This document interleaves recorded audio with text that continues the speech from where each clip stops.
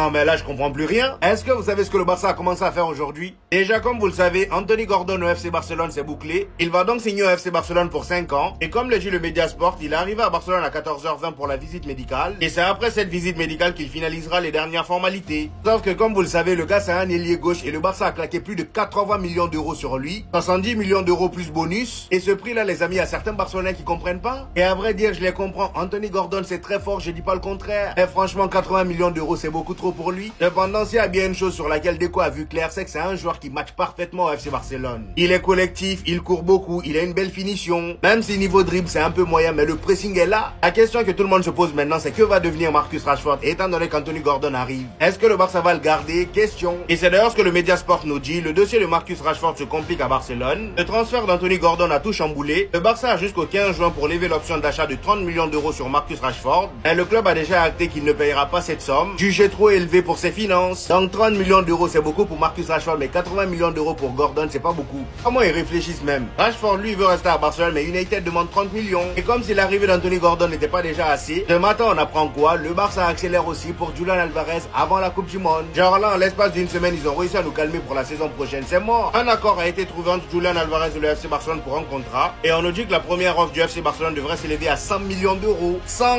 Ouais, maintenant qu'ils ont de l'argent, ils vont pas rigoler. Et pendant ce temps, nous on continue à nous promettre deux grosses superstars espagnols.